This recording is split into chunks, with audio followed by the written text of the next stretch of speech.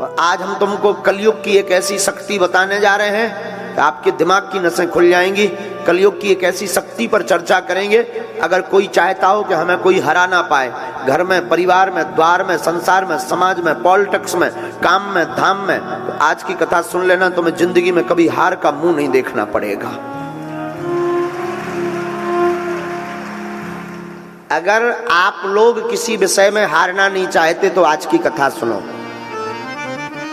याद रखना, जो मनुष्य धार्मिक होता है वो दुख को भी सुख में बदलने की क्षमता रखता है। उसकी दृष्टि, उसकी विचारधारा दुख को भी सुख में बदल देती है। बिना धर्म का व्यक्ति, कथा में याद रखना, बिना धार्मिक व्यक्ति, बिना धर्म का व्यक्ति ठीक वैसे ही होता है जैसे बिना लगाम का घोड़ा होता है। जिस प्रकार घोड़ा परम स्वतंत्र होता है, वैसे ही बिना धर्म का व्यक्ति भी बिना लगाम का होता है। और लगाम धर्म की जरूर होनी चाहिए। धर्म का मतलब ये नहीं है कि आप कथा में बैठ गए, आप शंकर जी को मान रहे हैं, आप हनुमान जी के भक्त हैं तो आप धर्मात्मा हो गए। धर्म का मतलब यह है कि आपके सामने कोई भी सनातनीय हिंदू अपना धर्म का परिवर्तन ना करवा पाए। आपके सामने आपके धर्म की अवहेलना ना हो। धर्म का मतलब यह है। पर याद रखना, दो धर्मों का कभी झगड़ा नहीं हुआ है, कभी नहीं हुआ है। धर्म तो एक ही है, सनातन वैदिक धर्म, बाकी पंथ है। याद रखना मेरे पागलो, दो धर्म का कभी झगड़ा नहीं हुआ। झगड़ा हमेशा धर्म और अधर्म का होता है, दो धर्मों का हो ही नहीं सकता। लाइट में, केबल करंट में अर्थिंग और अर्थिंग दो वायर लगा दिए जाएं बल्ब में, तो क्या बल्ब जलेगा? जवाब दीजिए, बोलिए, क्या करना पड़ेगा? अर्थ के साथ फेस देना पड़ेगा। हाँ जी अन्ना जी, न्यूट्रल के साथ में हाँ जी अन्ना जी, तभी जलेगा ना। वैसे ही दो धर्म की कभी लड़ाई नहीं होती, लड़ाई हमेशा धर्म और अधर्म की होती है। तो आज हम आपको जो सूत्र देने वाले हैं, तुम अपने कर्म से मत भटको। दुनिया आपके ऊपर क्या कर रही, आपसे क्या कह रही, मत घबराओ। एक महात्मा नदी में स्नान कर रहे थे। स्नान करते करते वो देखते हैं कि एक बिच्छू बहता हुआ चला जा रहा। महात्मा को लगा कि हमें बचाना चाहिए वरना ये मर जाएगा। महात्मा ने अपना हाथ लगाया, बहते हुए बिच्छू को हाथ पर रखा और फेंकने की तैयारी की तो उसने डंक मार दिया, काट दिया। महात्मा के हाथ से बिच्छू गिर गया। महात्मा ने हाथ फटकारा, फिर वो बिच्छू भागने लगा, बहने लगा। महात्मा ने फिर हाथ लगाया और हाथ पर रखा। वो बिच्छू ने फिर काट दिया, वो फिर गिर गया। महात्मा ने फिर हाथ फटकारा। विदिन 50 बार बिच्छू ने काटा, हाथ नीला पड़ गया, जहर चढ़ गया, हाथ में सुन्नपन आने लगा।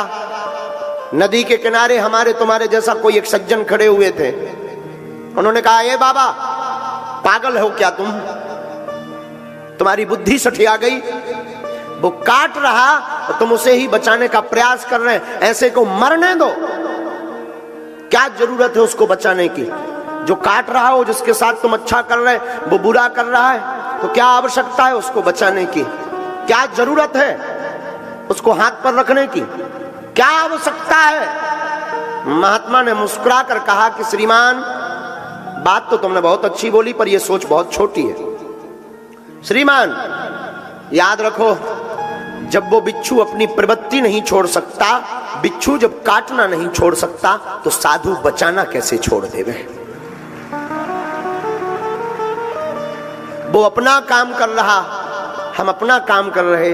वो मरते मरते भी अपनी आदत नहीं छोड़ रहा, और हम जीते जीते अपनी आदत छोड़ दें। इसलिए मेरे पागलों, दुनिया का काम कहना है। उनको आदत पड़ी है कि तुमको कुछ ना कुछ वो बोलेंगे बोलेंगे बोलेंगे, लेकिन तुम्हारी जिम्मेवारी है दुनिया को बोलने दो। तुम डिगना नहीं, तुम बहकना नहीं, तुम अपने रास्ते पर बढ़ते कदम चले जाना, एक दिन मंजिल अवश्य मिल जाएगी। चाहे वो मंजिल परमात्मा को पाने की हो, या वो मंजिल आपकी जिंदगी की हो, या कोई पद पाने की मंजिल हो, या प्रतिष्ठा पाने की मंजिल हो, या भगवान को पाने की मंजिल हो, लोगों को कहने देना। लोग कहते रहेंगे, तुम बढ़ते जाना और एक दिन मंजिल पा जाओगे मेरे पागलों। आदत मत छोड़ना, लोगों के कहने पर तुम बहक मत जाना, लोगों को कहने पर तुम हट मत जाना। याद रखना, अहिंसा धर्म है। अहिंसा ना करो, बहुत अच्छा है, लेकिन धर्म पर कोई घात करे और चुप बैठो तो ये भी पाप है। धर्म पर कोई घात करे तब बोल देना चाहिए, ये भी धर्म है। वो सूत्र जिसके लिए तुम बैठे हो, उस सूत्र का नाम है एकता। क्या नाम है? जोर से बोलो ना, पीछे वाले। त्रेतायाम मंत्रम शक्तिश्च ज्ञान शक्ति कृते युगे, द्वापरे युद्ध शक्तिश्च संघे शक्ति कलियुगे। त्रेता युग में मंत्र की शक्ति थी, सतयुग में ज्ञान की शक्ति थी। जो त्रेता में मंत्र जानता था वो बलवान था, सतयुग में जिसको ज्ञान था वह बलवान था। और द्वापरे युद्ध शक्तिश्च, द्वापर युग में जो युद्ध जीतने की कला जानता था वह बलवान था। लेकिन कलयुग में ये तीनों नहीं है। कलयुग में संघे शक्ति कलयुगे, कलयुग में एकता ही शक्ति है, वही बलवान है।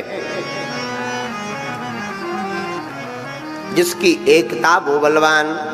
इसलिए साधुओं, एकता चाहे घर की हो, परिवार की हो, भाई भाई की एकता हो, या फिर समाज की एकता हो, अथवा हिंदुओं की एकता हो, जो एकता पर बल देता है उससे पूरी दुनिया हार जाती है।